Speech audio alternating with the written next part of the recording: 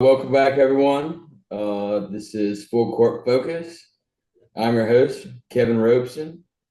Today's episode is titled Beyond the Arc, and we're talking about leadership. In today's episode, I have three special guests with me here today. Alexis Johnson, Senior Sports Strategy Consultant. She's been in the field for 15 years, and she has worked on a wide variety of professional sports teams. Lonnie Jarrell, teamwork analyst, and she has been in the field for 12 years, and she has also worked alongside many professional sports teams. Jacob Stewart, teamwork consultant, leadership coach. He has been in the field of professional sports analyst for 17 years, and he worked for the Golden State Warriors for about 10 years. And today's opening question is for Alexis Johnson.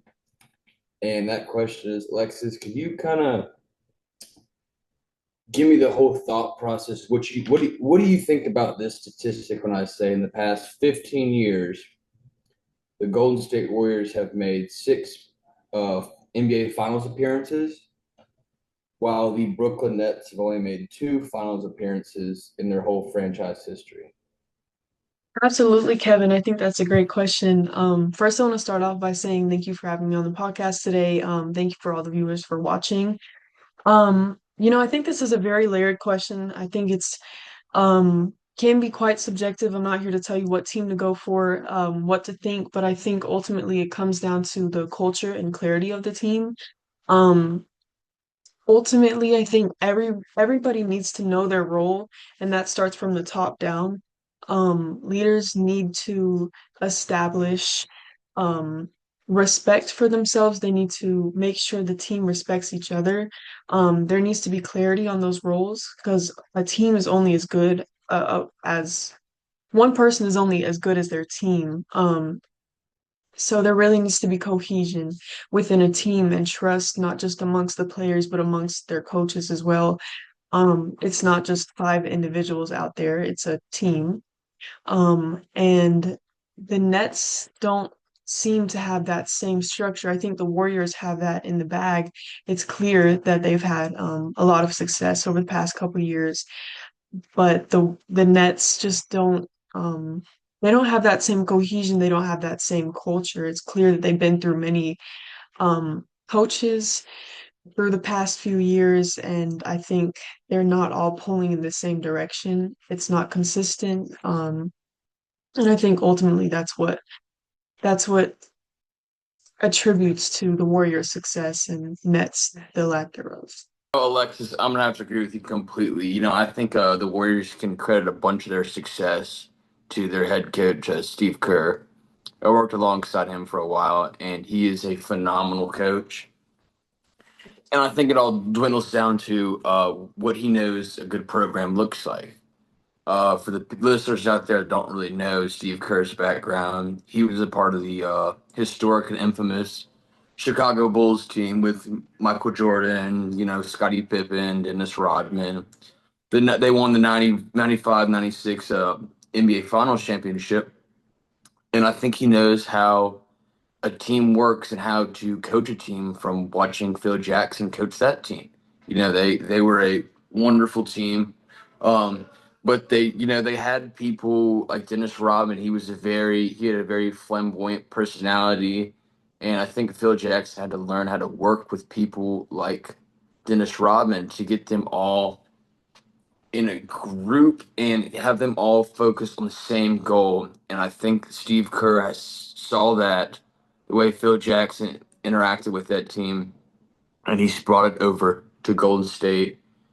And I think he has this whole like the whole role perception thing down. We see Stephen Curry's the everyone hears about Stephen Curry, Golden State Warriors, Golden State Warriors.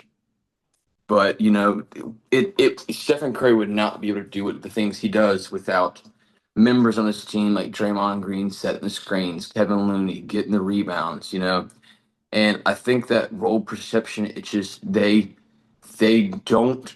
they're not hogging the ball. They're passing the ball around. They're giving it. They're self aware about what's going on, and they want to, they want the best for their team, not just for themselves. They understand that, and I think Steve Kerr instilled this in them. They understand that they're all chasing the same goal. It's not whether who gets the most points, the most rebounds, the most assists. I think at the end of the day, he's put it in their head like, hey, we're just here to win. I mean, Steph Curry might have 60 points one game and he might have 10 the next, because Klay Thompson's picking it up. And I think Steph Curry does a good job of being okay with that. He's not, requesting a trade if something like, what I'm saying, something happens like that. They have good group cohesion. That's for the Warriors. And I think for the Nets, that is not the case at all. I think, when they had Kevin Durant after he left the Warriors, he went to the Nets. They had Kevin Durant, Kyrie Irving, and James Harden, three amazing, phenomenal players that'll go down in history as great NBA players. But they just everyone around them was like, oh, this is gonna be a superstar squad. They're gonna do amazing things, go to the finals, but nothing came out of them because they weren't. I don't think they were all bought into the program and all focused on achieving a goal. You had three. I mean, those three guys I just named, Irving, Durant, and Harden. They're very ball heavy players. They're used to having the ball on their team a lot. Kyrie Irving was with the Cavs in 2016 when they beat uh, the Warriors, and he was running the point guard, but he also had LeBron alongside of him. But I think they did a good job of teaming up together. But getting Kyrie and getting Kevin Durant, getting James Harden, those players, they were so used to being role players on their team that they had that role perception. Well, I need to be the role player of this team. I can't share the ball around. It just needs to be. They were so used to putting the team on their back and doing all this. I just don't think they wanted the ball the whole time. All three of those guys did, and that's not how it works. They wanted to be the superstar. All three of them wanted to be a superstar on the team when that's not really how it works. They weren't very self-aware of what was going on. They were just kind of, in their own world, wanting the ball and wanting to put up numbers and stats. And I think that's what led to, them not being as successful as the Warriors, because the Warriors, the players on the team know their role. They know what they're going to do, and they're going to accomplish that goal. So, yeah. Yeah, absolutely, Jacob. I totally agree with you and Alexis. I think you guys put up some great points talking about the group cohesion. And I think another one of the things that I get to talk about when I'm analyzing teams and hopefully get to advise some the coaches about some things is the culture that comes within a team. And, I think it's very clear that the Warriors have a much better culture than the Nets. We see this like you talked about the big three in the Nets. We have in the Warriors we have Stephen Curry, Klay Thompson, Draymond Green. And I think this can all be accredited to Steve Kerr and his great leadership and the way they work together. You see him often emphasize strength in numbers and a deep team. He says many times in a post-game interview, he emphasizes a deep team, that there's depth in their team. It's not just basketball. It's clear they interact with each other on and off the court. It's clear they like each other, and I think that's an aspect that the Nets need to adopt because while it is a formal team and everybody's going towards the NBA championship, it's also somewhat of an informal team. They share group interests. They're interested in basketball, and they have the same lifestyle. So I think they can really find a lot of things in common off of the court as well, and just really group build that group culture. I think one of the reasons that the Nets might not have this is because of how many coaches they've been through recently. We have Steve Nash. We see that during Steve Nash's coaching in 2021, we hear Kevin Durant, arguably one of the best basketball players we hear him say, "We're going to be one of the most dangerous teams when we're healthy," and I think that's very telling to um, how their organization is run and how they have that they don't have group cohesion, they don't have good group culture.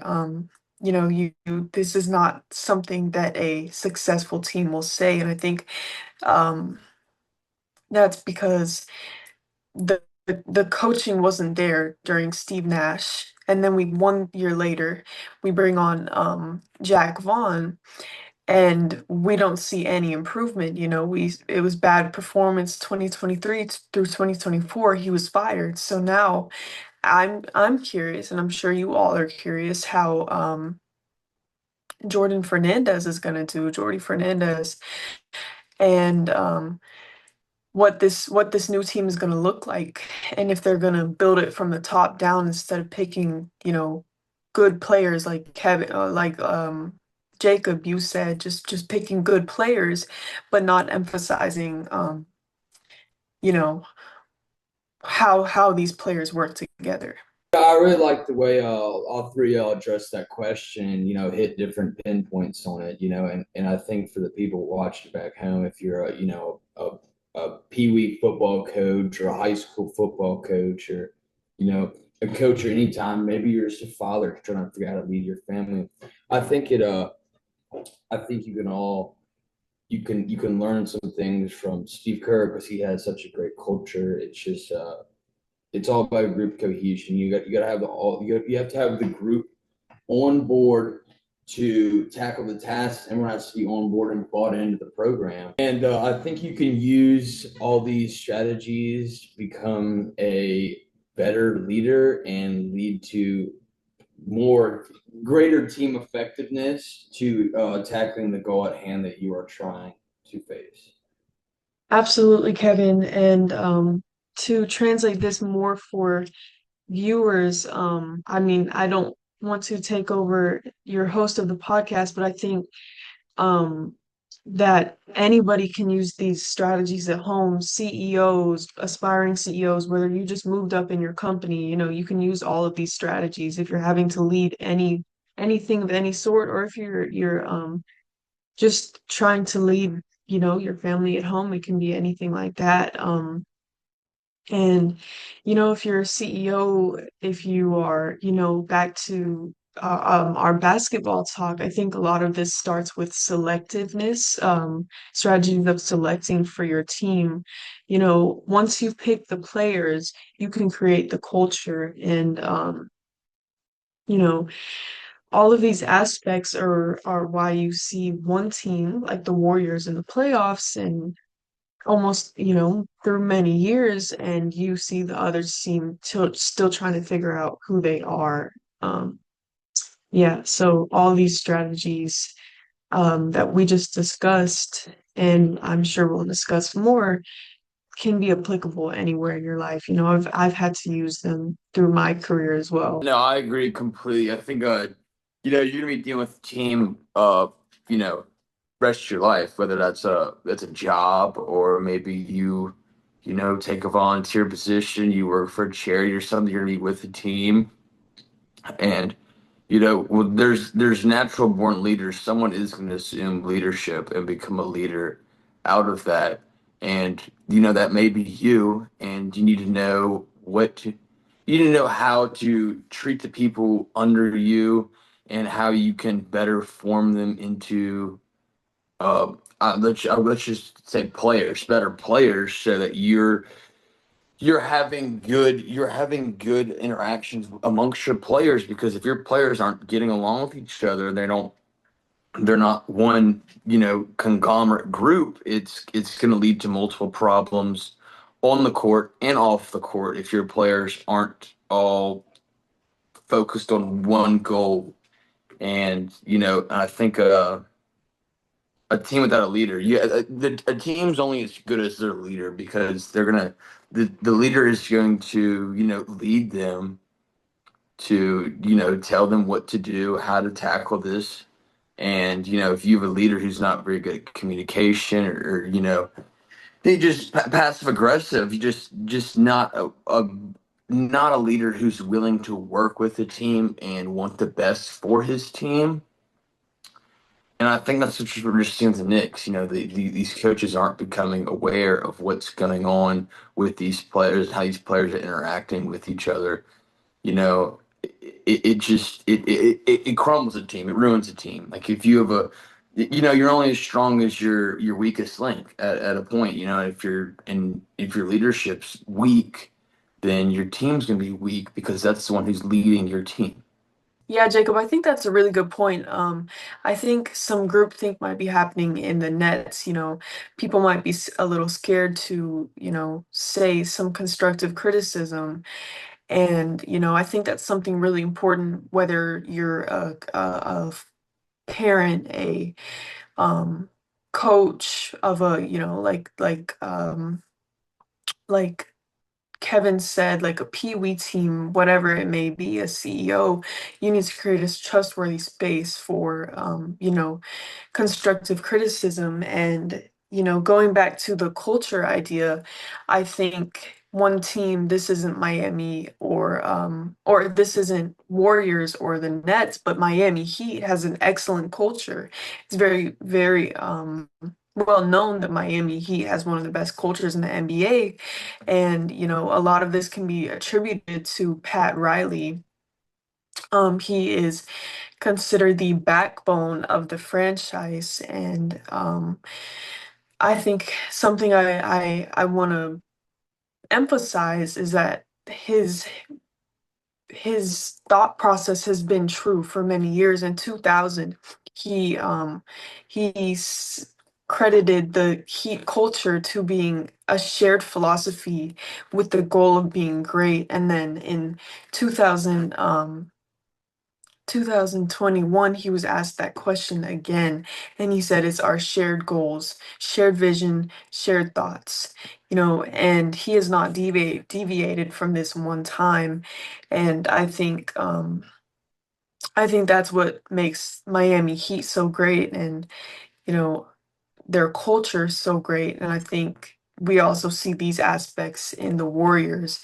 And as a teamwork analyst, I also think that teams have to be self-managed to a certain degree.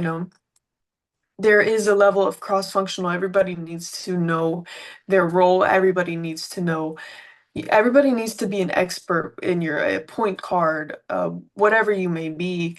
Everybody, needs to be an expert in that, but it needs to be self-managed. The coach can't be on the court. So, I think that's another aspect to teamwork that, you know, makes the Warriors so great again, which because we don't have good coaching in the Nets. And I think this is something the viewers you can take away at home too, that, you know, you as a CEO or as a parent, you're not going to be able to be there all the time. So you need to establish one, as we've been talking about, a good group culture, good group cohesion. But you need to make sure these teams are going to be able to be self-managed. You are not going to be on that court. You're not going to be at every meeting. Um, so I think that's another very important aspect to what makes the Warriors so great and what makes the Nets not so great, and something you need to think about creating a good team and leading a good team. No, Lonnie, I agree with you completely. I think sometimes there's an elephant in the room in the locker room or something going on in the team, and some coaches won't maybe they won't address the problem because they're afraid of what their players might react to him addressing that problem, or just overall. I think a lot of coaches try to become friends with the players almost, and you talked a lot about self management on the team, and I agree. And I think that's what really led to the Nets not becoming the powerhouse that everyone thought they were going to be. It's because they had, I mean, like we said earlier, Irving, Durant, and Harden, and those were three key players, and they really didn't understand. They were trying to pick the main role. They were trying to they were trying to be the leaders, and and to be honest, they only need one leader because when it's three leaders, it's hard to lead a team when you have three different leaders because you're saying multiple different things to multiple different people. And I hope you viewers have learned a lot of many different strategies on how to manage a team, and maybe you can take these strategies home and apply them to your modern everyday life. I think we've laid out a lot of good strategies here and kind of good comparison to the two teams and picked apart the flaws of the Nets why they didn't become the powerhouse that they claimed they were going to be. And, I would like to thank all the guests we have here today. Thank you for joining me. And yes, wish y'all a great rest of y'all's night. Thank you.